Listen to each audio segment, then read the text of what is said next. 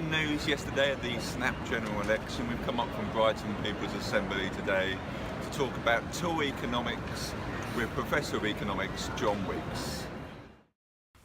John, thank you very much for seeing me today. It's with key timing really, with the snap general election just being called.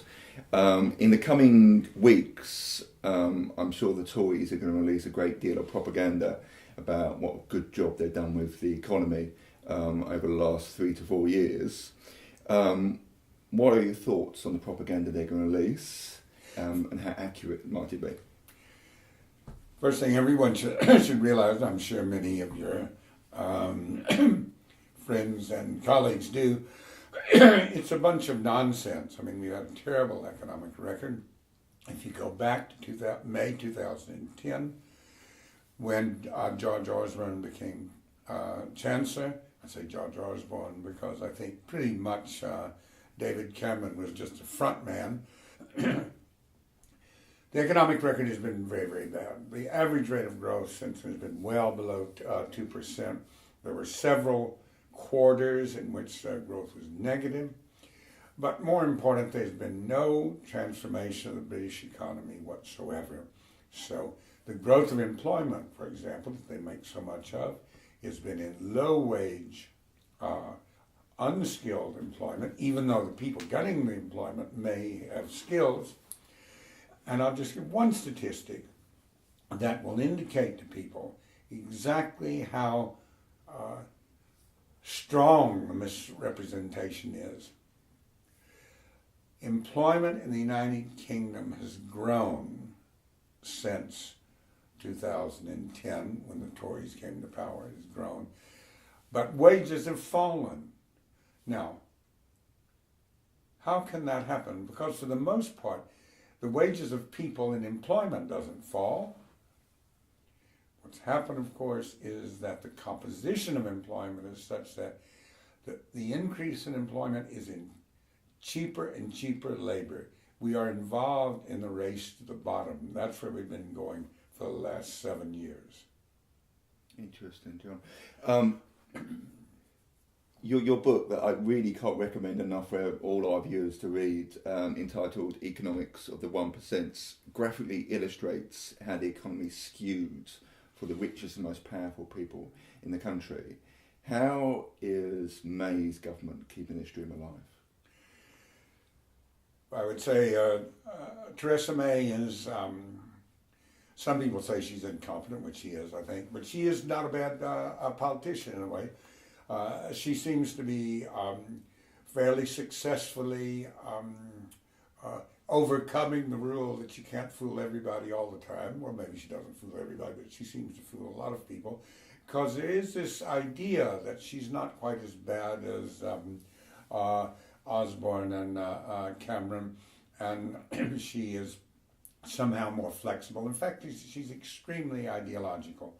And if you look at public spending since she came in, and it wasn't that long ago, it was only about 10 months ago, actually public spending has continued to go down. And it's misleading, that's the wrong term to use. It's worse than it appears in the numbers, because not only has spending by the UK central government gone down, local authority spending has gone down. So we've had this strategy that she continues to follow, that Osborne started with, or initiated, and that is making it look like there isn't really austerity because the burden is being put on local governments. So that's the first thing about May. She's just as much of an austerity prime minister as her predecessor was. The second thing about her is that the idea that, if you will recall, when she first came in, she talked about how she was going to rule in the interests of everyone in working families and similar ideologies and similar rhetoric. In fact, what has happened is that those things which support families and being able to work and look after their children in their children's school. Those things have been cut.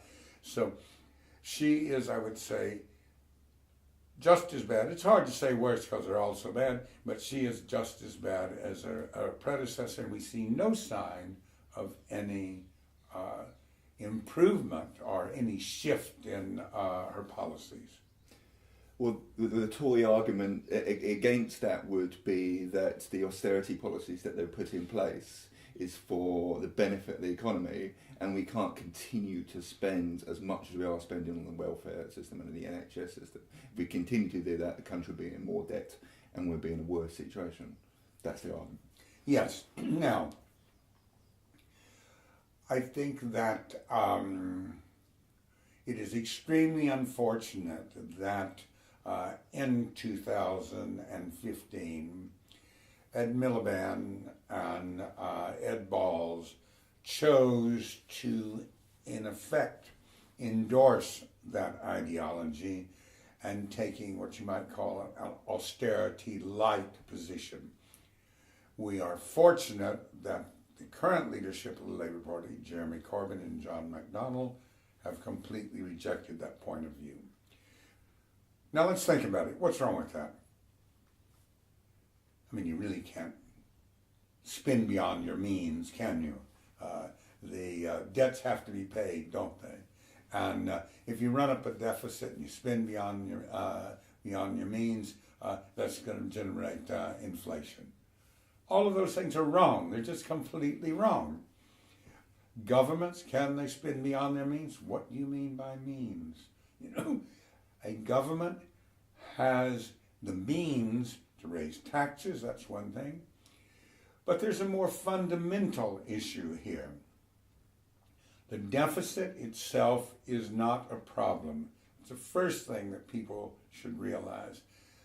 The UK deficit, first of all, it's falling, but even if it wasn't falling, it wasn't a problem when George Osborne came into power and began mismanaging the economy.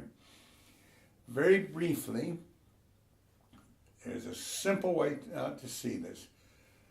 In 2010, the UK economy had a deficit because the economy had contracted. Right? In much of the 2000s, before the crisis, the UK economy had been the budget had been very close to balance. Then the international financial crisis hit. When that hit, UK national income began to fall, people's incomes began to fall, taxes began to fall. That was not a problem. That was not a problem being generated by the economy. That was the solution to the problem of a falling economy. And what I mean by that is that the problem of the contracting economy was a result of inadequate spending. Businesses, frightened by the collapse of the international economy, had reduced their expenditure. Consumers, worried about the future, were reducing their purchases of things like automobiles and houses and other durable goods. Of course, you can't stop spending on food, but what are called durable goods, you can delay. You can make your television last longer and so on. Okay. What the economy needed was more spending. And a fall in taxes meant that people were left with more disposable income which they could spend. So actually the growing deficit, which represented a reduction in the money which the government was taking away from people through taxes, was a good thing. George Osborne's mistake, I don't think it was a mistake. I mean, from our point of view, it was a mistake. He saw this, he had an ideological agenda, and it was amazing over a few months how he was able to convince people of his ideological agenda. And his ideological agenda was, I can use this government deficit to shrink the public sector. That the UK economy has a public sector which is designed to reduce poverty and to redistribute income and to make a fair system. And Osborne saw the chance to begin to reduce the ability of the state to do that. And the tool he would use, the ideological tool he would use, was to say, we're spending beyond our means. We cannot afford to do this. Even at one point said, we can't afford to raise taxes either. Maybe we could have once, but we can't now. Those are all just ideological statements. So he began to reduce expenditure, even raise taxes a little bit. You may recall he raised VAT. The effect of that was to make the problem worse. And that's why we still have the deficit. The reason we still have the deficit is because the economy has grown so slowly, taxation has grown slowly, and the growth of the economy has been in low-wage employment, people, many of whom have income so low they can't pay taxes, they are exempted from paying taxes. So as a result of that growth pattern, the economy has grown very, very slowly, taxes have grown very, very slowly, and the deficit persists. Some people say that's a failure. Well, first of all, I don't think it's a failure because it was never a problem. But it's great for the Tories because they can say, we have to keep trying. You know, we tried to solve this problem, but it was much more serious than we thought, and we have to continue cuts, and we can't increase expenditure. So why can't you increase expenditure? Because by not increasing expenditure, parentheses, by not increasing expenditure, we made the economy grow so slowly. The deficit wouldn't contract, and now that the deficit wouldn't get smaller, we can use that deficit for an excuse to cut more. It's interesting you're saying that about, contracting. I think most of the Western governments took that route of contracting and not spending, but China did the exact opposite and spent, and it led to growth. Yes, also briefly the United States followed that. If you recall, in 2009, when Obama first became president, he introduced a fiscal stimulus. There were several problems with it. One, it wasn't really large enough. It stopped the contraction of the economy. And the other thing is its emphasis was on cutting taxes rather than on expenditure. And that ended up playing into the hands of his right-wing Republican opponents, because then they could say, all right, now that we've got taxes down, we've got to get expenditure down too. So you're right, China took an expansionary policy. Briefly, several countries did, but then by 2010, the European Union, led by the German government, decided that it was going to reverse the stimulus which had begun in 2009. And you're quite right. Basically in Europe and in the United States after 2010, when the Republicans won back the Congress, you had almost, except for China, except for a few other countries, virtually a global austerity regime. And that's why global growth has been so slow. Yeah. It's interesting. Another ideology that I think a lot of Western countries, but specifically the UK, is sticking to, in the fact that they're trying to encourage big business. And what they're doing now is encourage big business by saying, actually, you'll be bonkers to pay corporation tax because there's no legal obligation to pay income tax anymore. And come and set up shop in the UK, as they did in Ireland, and this will grow the economy. What are your thoughts on that? The first thing that people should be aware of is, if you go look at the statistics, you'll find that the inflow of investment from abroad, either from Europe or from anywhere else in the world, the inflow into Britain has been slowing down. So since 2010, when you had all these business-friendly practices, you would have thought if they were going to work, there would have been an increase in investment flowing into the UK. There hasn't been. It's actually, in some years, it's actually been negative. Overall, it's been positive, but it's been falling. That's the first point. The second point is UK business investment is quite low. It remains low. It's recovered some since the great crisis of 2008 through 2010, but it's still low. And one reason that it is low is precisely because of the cutting of corporate taxes. People say, hey, wait a minute, wait a second. How can cutting corporate taxes reduce investment? Well, some of the older people that are saying this might recall that up until Thatcher, the tax laws in Britain were such that it was very unfavorable for businesses to distribute their profits to their shareholders because the taxes on dividends were very high. But if you retained your earnings and invested them, then the tax was relatively low. So if you distribute to the tax holder, to the shareholders, they would be heavily taxed. And if you retained it, you could use it for investment. That was exactly what the tax system was designed to do. It was designed to encourage companies to invest. Okay, so you cut the taxes on dividends, you encourage companies to distribute their earnings, and what happens? They don't invest, of course. The shareholders want to receive dividends, and in productive investment is of relatively little importance to that. If you add to that financial deregulation, such that these big companies are becoming, in effect, financial entities.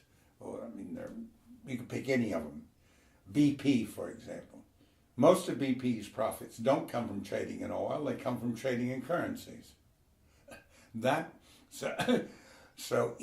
have a lot more currency traders working for BP than you have petroleum engineers. Okay, so we have a new world in which financial organizations,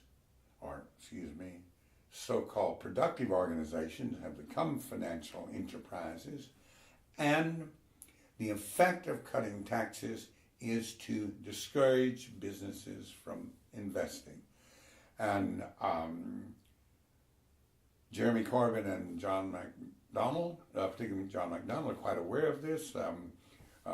As people may know from reading, they are going to raise taxes on businesses. Is this bad for business? Well, it's bad for stockholders. It's bad for people who receive dividends, but it's very good for the rest of us.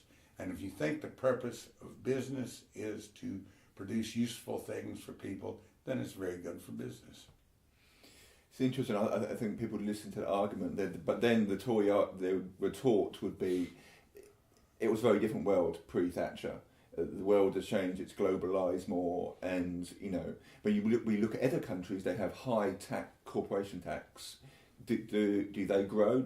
Or are they stagnant, as the Tories might suggest a country would do if they have high corporation tax? Well, this is a slightly complicated issue because different countries have different types of tax system, but the simple answer to that is there is no evidence that high corporate taxes discourage growth or low corporate taxes encourage growth. And an obvious example is the United States, where the corporate tax, believe it or not, it's very much against people's perception in the United States.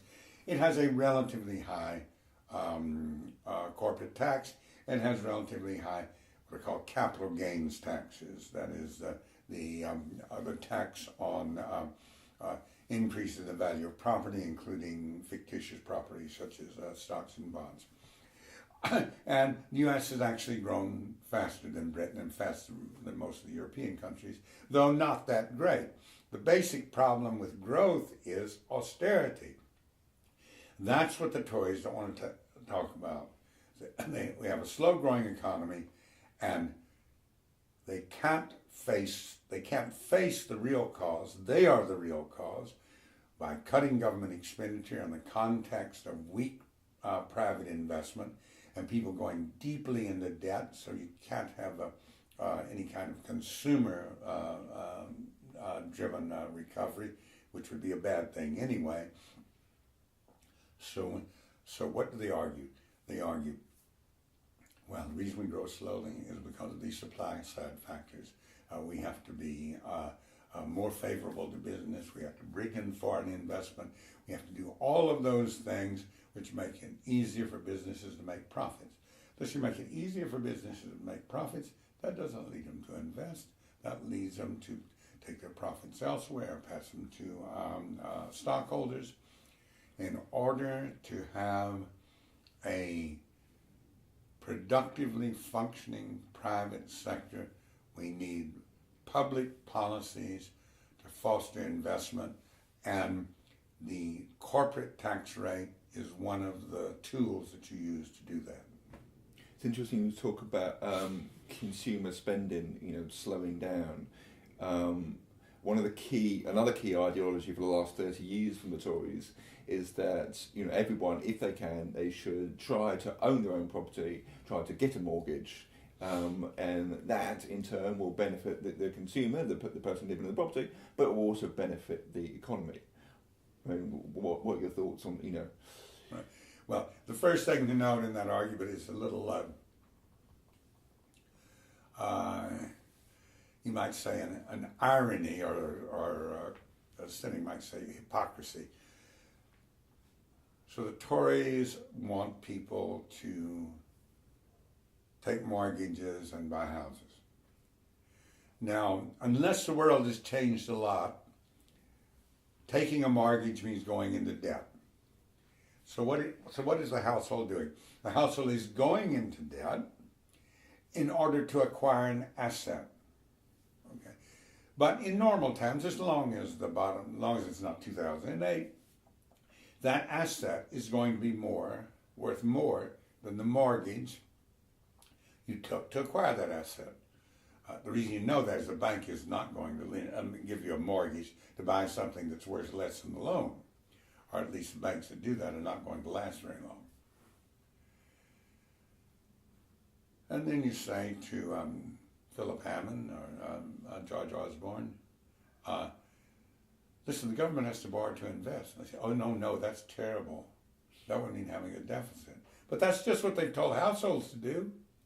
Remember, they are fond of Thatcher, but also Osborne was fond of saying the government must run itself like a prudent household. Okay, prudent households go into debt, right? They go into debt, they get mortgages. The government, if it's good for a household, then it's good for a government too. Okay, that's the first point. Now, it is, I regret to say, the case that consumer debt in Britain is becoming a very, very serious problem. It has been a very serious problem in the United States for quite a long time, for 30 or 40 years, because of real wages in the United States are now lower than they were at the end of the 1970s, which is quite shocking when you think about it. And the way that U.S. households have dealt with that is by, one aspect has a positive side by more than one wage earner in the family, so that more women going into the labor force, and by going into debt, very seriously into debt. For the most part, that did not occur in Britain until after 2010. And now, as a result of household incomes say from the bottom half of the income distribution actually having very little gain at all, in some cases decline, households have gone more and more into debt. And there is excellent work being done on this. There's an economist at Goldsmith College named Jonah Montgomery who has written extensively on it. And in addition to causing financial distress, it's caused a lot of psychological problems. And it means that no longer is it feasible that the UK economy could be driven by consumer spending to any great extent. And it was never a good idea in any case. Borrowing for households is different from borrowing from governments, and not for the reason most people think. The UK government never has to worry about bankruptcy. The UK government has its own currency. We have the pound. UK government can always borrow from itself. In fact, 30% of the UK public debt is owed to the Bank of England, so it's about owed to the government itself. People cannot borrow from themselves. They have to pay their debts back. A government with its own currency does not have to pay its debts back. But the Tories have flipped this over and said it's bad for government to borrow, it's good for households to borrow. It's interesting. It looks like consumer debt, I mean, as you're saying, it's out of control and it's heading towards a situation that's potentially worse than 2008. What do you think is going to be the end result? There are some people, such as the person I mentioned, John Montgomery, and some others who say that we are looking at strong possibility of something similar to the subprime crisis in the United States. That was a case in which large banking consortia were making loans to very low-income people who, and the banks realized that people would very likely would not be able to service those loans, but because the assets were worth more than the loans, the banks were prepared to make a loan. So in effect, what the banks had in mind is a very cynical strategy. You know, you lend to a very low-income family to buy a house. They can't make the payments. You repossess the house. The house was worth more than the loan. You sell it. You made a profit. Many are saying that we're facing that possibility in Britain now. We have not reached the same level of relative level of consumer debt as in the United States in 2007, 2008. But it is much, much greater than it was in the past. Now, total household debt exceeds total household income. And while that's been true in the United States for decades, that is a relatively new thing in Britain. So I don't want to predict gloom and doom, but there is a serious problem. First, it is conceivable that there could be something like a collapse of household assets in Britain. But more serious is that this will discourage consumer expenditure for decades to come. Because if you have a debt, you reach a point where you reach the limit of what you can borrow. Either the bank tells you that or you decide it yourself. Then you have to start paying back. And paying back a debt is, for the economy as a whole, it's like saving. It's not your saving, it's the bank's saving, but it means part of household income is not going to buy things, but is going to repay debts for past expenditures. And that has a depressing effect on the economy. we knew this was a situation in 2008 with the crisis back then. What did the Bank of England and the government since do to prevent a similar crash in the coming years? What policies did they put in place to prevent the banks over-lending? Well, there was a banking reform law I introduced after the crisis. About 4 years ago, a very high official from the Bank of England came and I went to a lecture that he gave, and someone in the audience said he had been critical of the bill, which actually the Bank of England recommended. He said there are loopholes, and it makes it's possible for companies, banks to get around it, and we could conceivably have another crash. And someone said, "Okay, so what is there any way to prevent a banking crisis?" And he said, "This is from someone from the Bank of England, mind you." He said, "The only effective way to prevent a banking crisis is to nationalize the banks," and I think that that's true. Mm. Okay, so were the banking regulations effective? No. Without going into more detail than anyone ever wanted to know, the basic problem is when you have free flow of capital between countries, it is almost impossible to limit the borrowing and trading that a bank does. So you might have relatively strict regulation in Britain, which we don't have, but let's say the Labour government comes into power in June, and it seeks to it introduces limitations on bank financial speculation.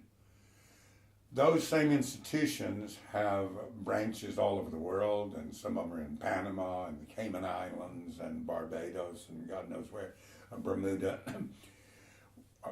Switzerland, where the regulations aren't very strict, and where UK law does not apply. So regulations on banking must be supplemented by limitations on capital flows, and there are some countries that do have limitations on capital flows. They are not, for the most part, the developed countries. Brazil has some limitations. Chile, China, their governments have limitations, but that would be essential to preventing another banking crisis. It's interesting because to further compound that, we've got more instability coming with the prospect of Brexit. And what are your thoughts about the UK leaving the European Union and going into WTO legislation? I think here I supported remaining in the European Union. I campaigned for it and organized meetings around it. And in that context, I'm somewhat a minority because I do not think that the economic consequences of Brexit are the most serious.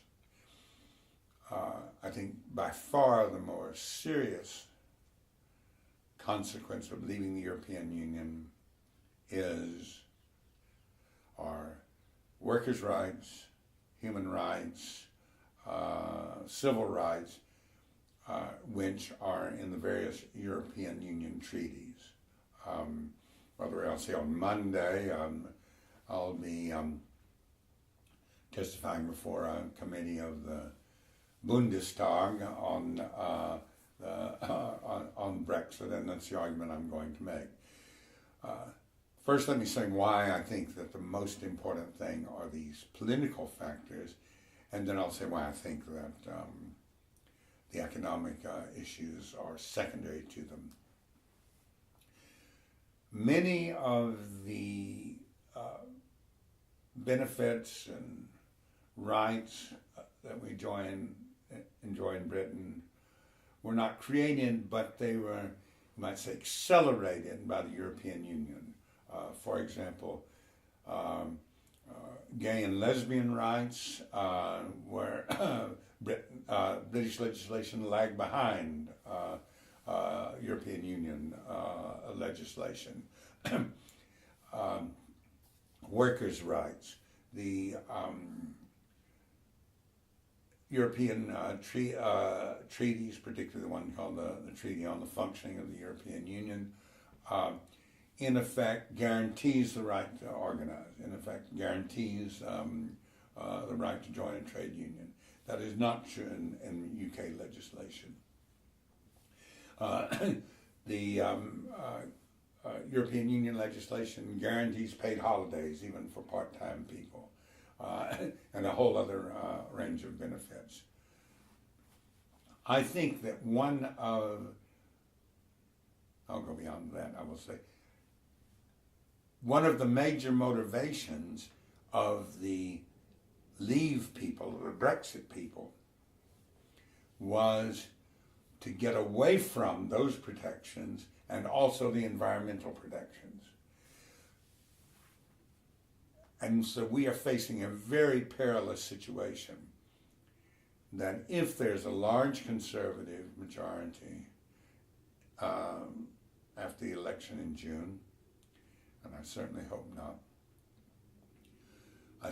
and when Britain pulls out of the European Union, I think we will see an assault on workers' rights, civil rights.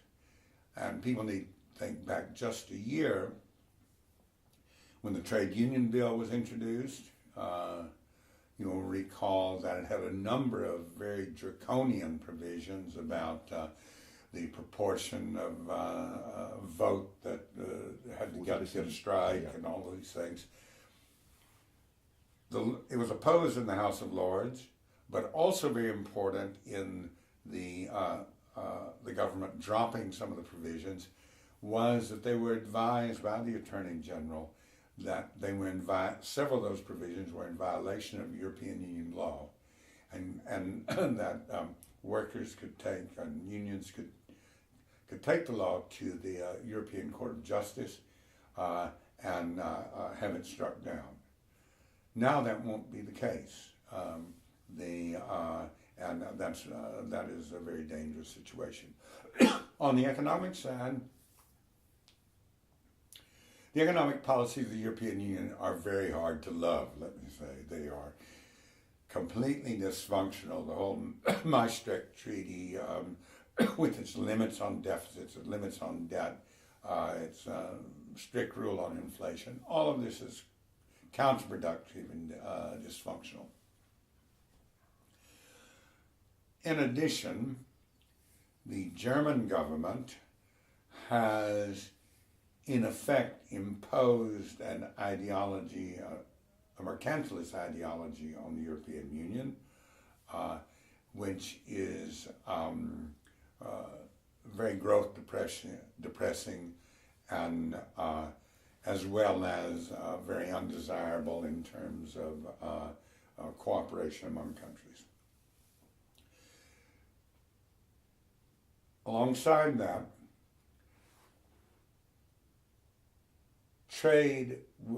British trade with the European Union has grown slower than trade with outside the European Union.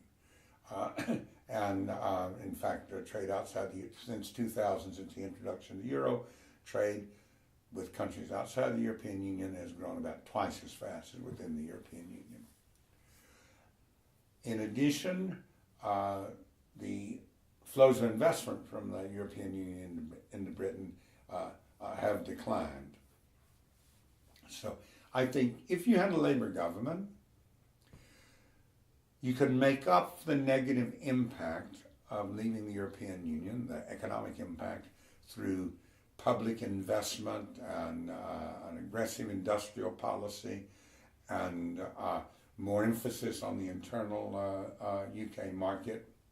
And I think that would allow us to get past or you might say the most critical period in adjustment and transition out of the European Union. But with the current Tory government, that's not going to happen. But one should give discredit where discredit is due. The reason, if the UK economy continues to slow down and there is a unfavorable economic turn in the years in which Brexit is being negotiated, that is a result of British government fiscal policy. It is not the result of leaving the European Union. Interesting. I mean, all the things we talked about, we face dark days in the economy at the moment unless things change in the election. And a lot of people are thinking, how to change this and reverse the effects that we have not just in the UK but globally. And a lot of people thinking about going back to the gold standard. What are your thoughts about going back to a gold standard pre-Bretton Woods, a true gold standard? I think that would be extremely unwise. The way the gold standard was supposed to work was, imagine a very simple case where we don't have any paper money, that all these things are in gold. Mm. The idea was that if a country runs a trade deficit, then it's buying things from other countries and it's paying in gold, right? So there's a net outflow of gold. So as a result of net outflow of gold, well, gold's what you're buying and selling things with. Britain has less gold as a result of having a trade deficit. Therefore, either there will be less expenditure or prices will have to come down. So the gold standard was organized such that the way you dealt with trade deficits was you depress the economy. And that is what happened in the 1920s. Also, I think it shows a confusion people have. There's anxiety that, some people say, do you realize that most money in the economy comes from the private sector? That the government doesn't have control of the money supply. Most of it is money generated by banks. Of course it is. I mean, that's what a capitalist money economy is all about. However, the problem is the deregulation of the financial sector. The problem is not whether or not our currency is convertible into gold. You might say, again, giving discredit where discredit is due. The problem lies in having deregulated the financial sector, which can now engage in financial speculation instead of productive investments. So, what would I like to see happen? Well, I would like to see a very strict regulation of the banking sector, combined with limitations on capital flows. And without getting too technical, I would do something like in Chile. In Chile, the government has a law that if you bring money in and out of the country and you hold it there for less than 6 months, then you have to pay a very high tax when it goes out. If you hold it for more than a year, then there is no tax. And the gain for that is it almost completely eliminates speculation. And the instability comes from speculation. It's interesting. When I say about the gold standard, but also people thinking about the bigger picture and criticising capitalism as a whole. And then when the discussion happens, and generally you get a Tory involved, their retort is that capitalism doesn't necessarily work. It doesn't necessarily just produce the wealth. But then you look at the potential alternatives to that, socialism, communism. That can't work if you look at Russia and you envision pictures of old women queuing for 2 days to get a frozen potato. It's just unworkable. What are your thoughts about the problems of capitalism, the potential solutions with socialism and communism? That line of argument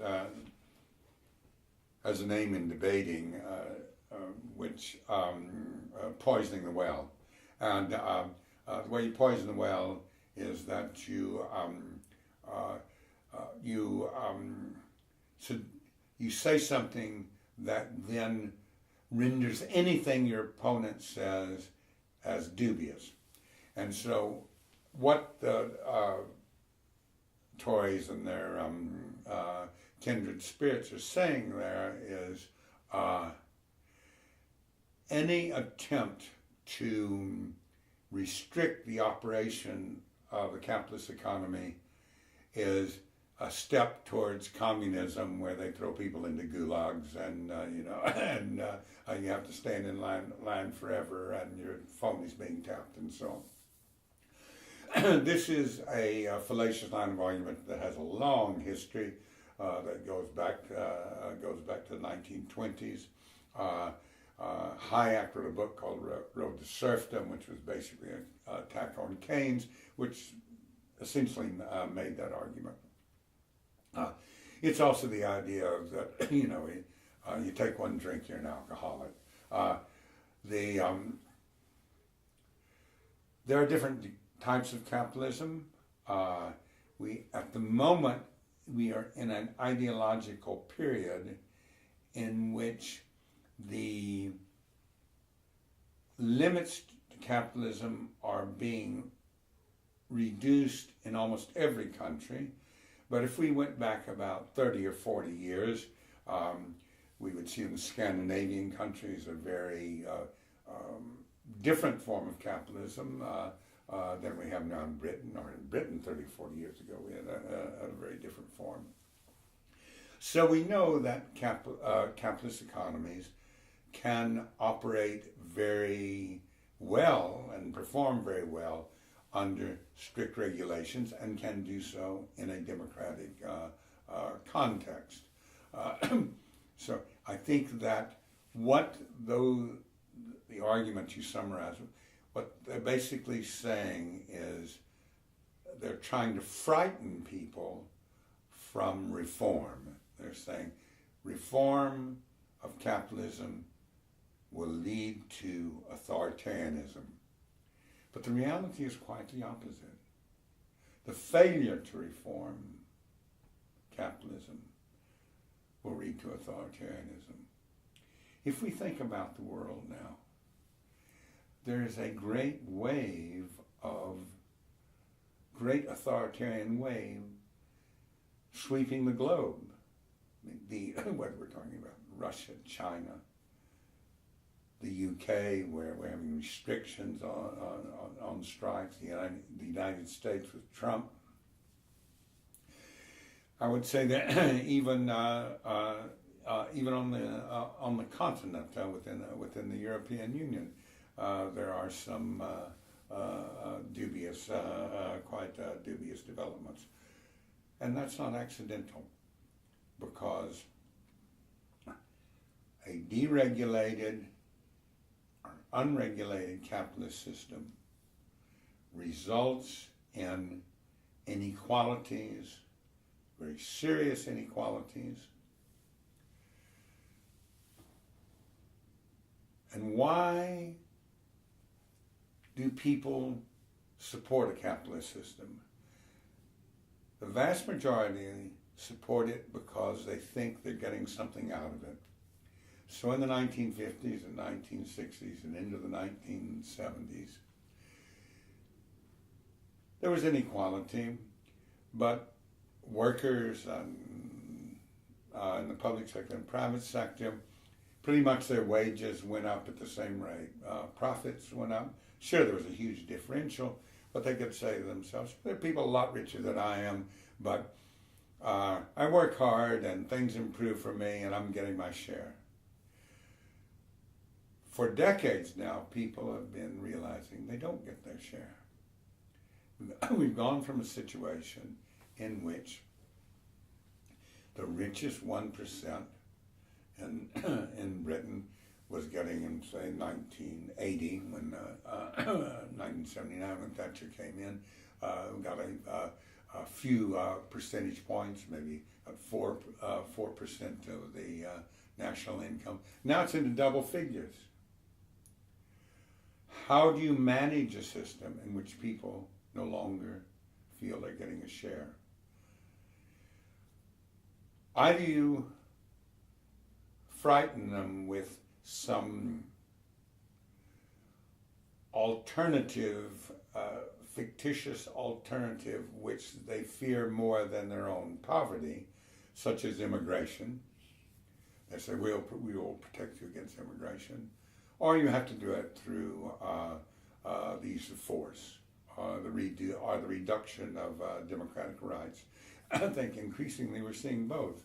We're seeing a reduction of democratic rights, and we're also seeing the use of immigration as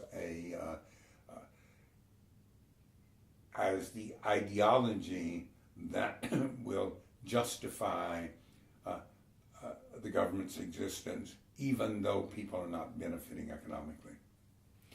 What future do you think a capitalist economy has now, with a world of ever diminishing resources, but not just that, a world that's more with the economy based on data, more than it was 30, 40 years ago when it was on manufacturing?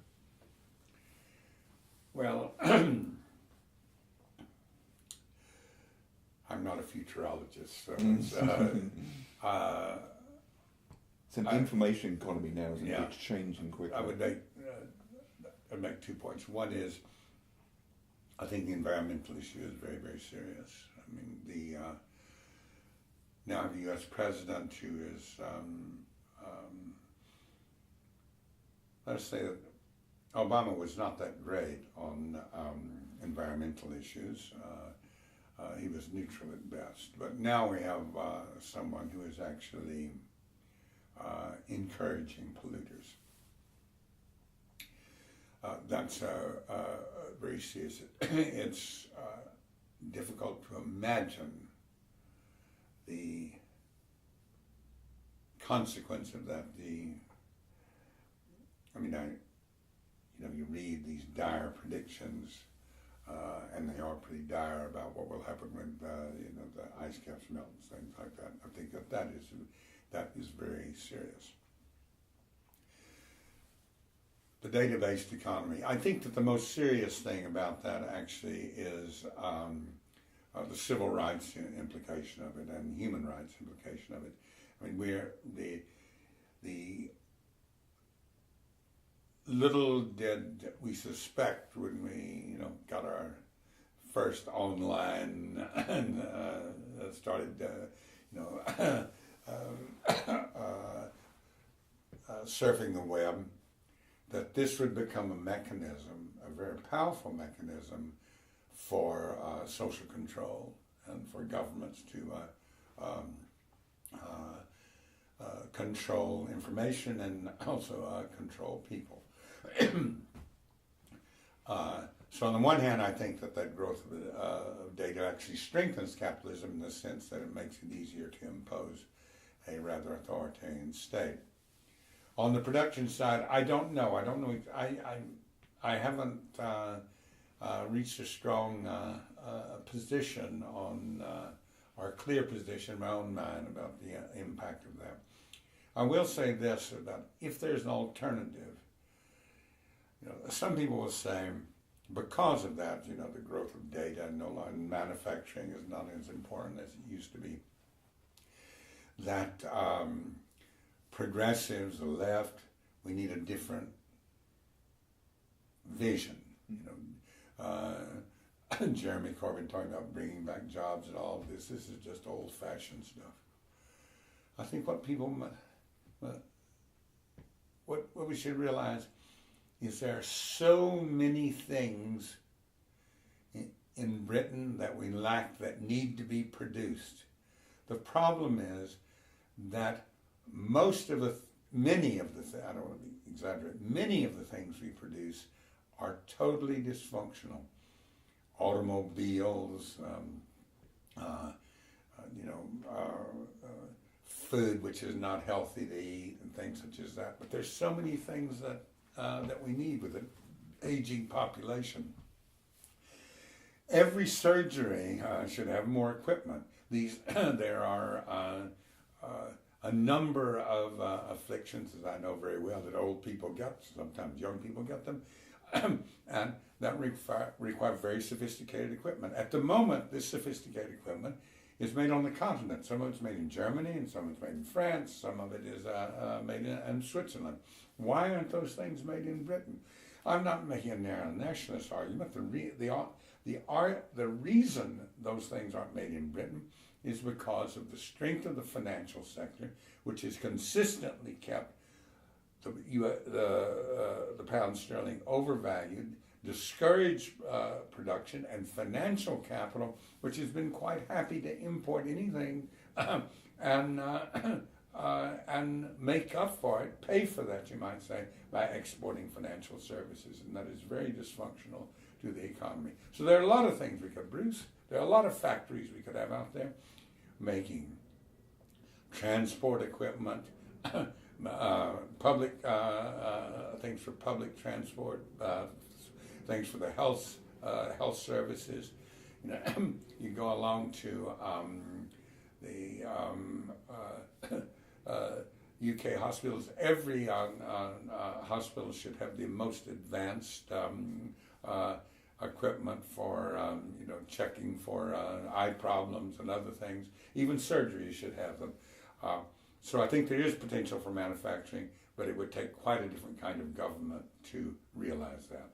That's interesting. The other thing, blue sky thinking that's been going on is coming from the Green Party as well, and Caroline Lucas saying that perhaps we should have a 4-day working week.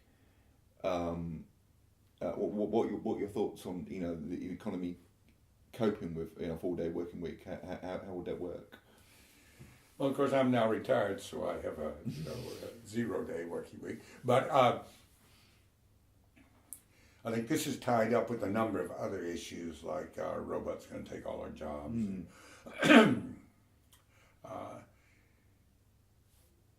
I think that there's no reason, in principle, that we couldn't deal with a 4-day week. The issue is it's a distributive question, right? Because people would have to be paid enough, and that would require taxing business. I think when people think about taxes, the way they should think about it is that businesses pay the taxes. You think, you look at your paycheck and you say, "Oh my God, I had to pay national health, I had to pay this, I had to pay that."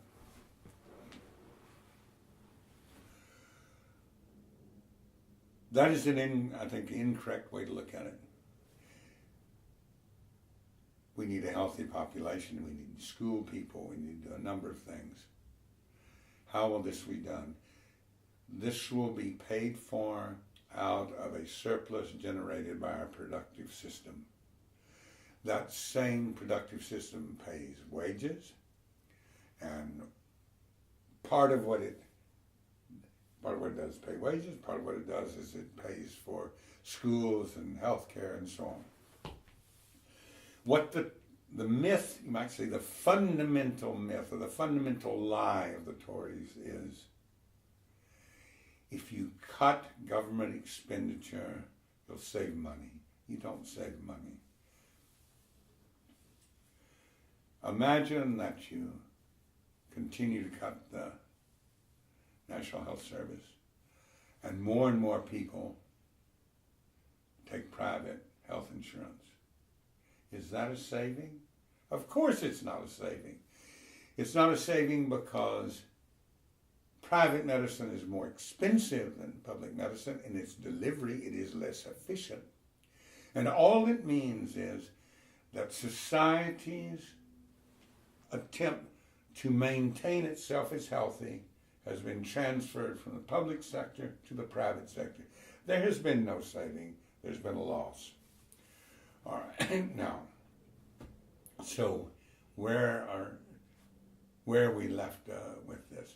I think that we need to view society as like an organism. You know, you're all part of it. We're all part of a health system. We're all part of an education system. It's not something individually. While certainly my health is important to me individually, the point is to maintain a healthy society, and that is not something that you can save on. Thank you. Thank you very much, John. I think we'll finish it there, but it's been fantastic talking to you. And for viewers at home, again, I can't recommend this book enough. Economics of the 1%. It's a real eye-opener. Well, thank you very much. Thank you, John. That's brilliant.